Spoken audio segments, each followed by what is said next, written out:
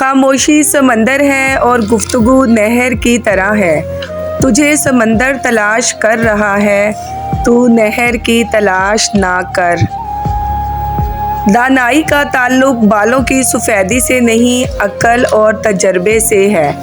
دل سیاہ ہو تو داڑھی کے سفید بالوں کی کیا وقت۔ یہ دنیا ایک جال ہے جس کا چارہ خواہشیں ہیں۔ اس جال سے بچو اور جلد اپنا چہرہ خدا کی طرف موڑ لو۔ جس شخص نے اپنے راز کو اپنے تک محدود رکھا، وہ جلد کامیابی کی منزل تک پہنچے گا۔ پانی جسم کو پاکیزہ کرتا ہے، آنسو انا کو۔ علم عقل کو پاکیزہ کرتا ہے اور محبت دل کو پاکیزہ بنا دیتی ہے۔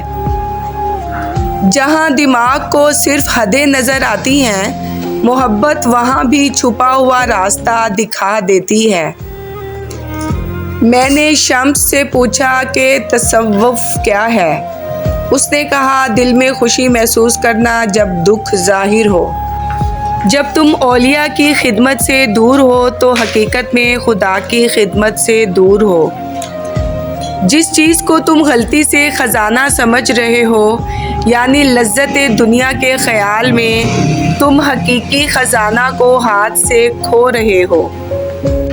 آدمی کا جسم مہمان خانے کی طرح ہے۔ مختلف فکریں مہمان کی طرح آتی ہیں، صابر عارف ان کو مہمان سمجھتے ہیں۔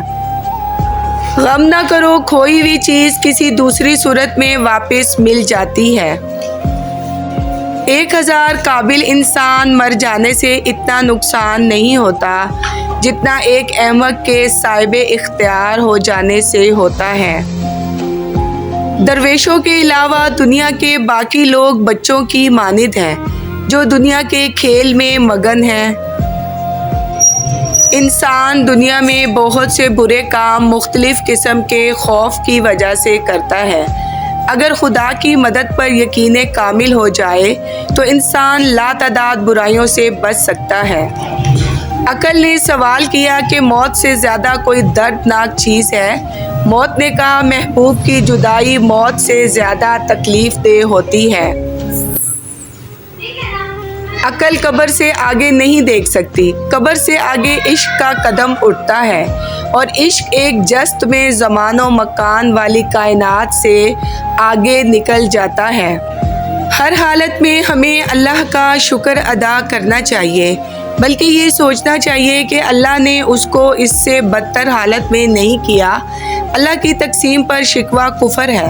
دنیا کی ساری مخلوق اس کے ہی خوان رحمت سے روزی حاصل کر رہی ہے۔ جب تمہیں دنیا گھٹنوں کے بل گرا دے تو سمجھ لو کہ یہ دعا مانگنے کا بہترین وقت ہے۔ دانائی حلال لقمے سے پیدا ہوتی ہے، اور عشق اور دل کی نرمی حلال لقمے سے ہی جنم لیتی ہے۔ دنیا کیا ہے؟ اللہ سے غافل ہونا، نہ کہ ساز و سامان، چاندی، بیوی اور بچے۔ قید میں کیوں رہتے ہو جب دروازہ مکمل کھلا ہوا ہے؟ خوف کی سوچ کی الجھن سے باہر نکلو۔ حرم میں داخل ہونے کا دروازہ تمہارے اندر ہی ہے۔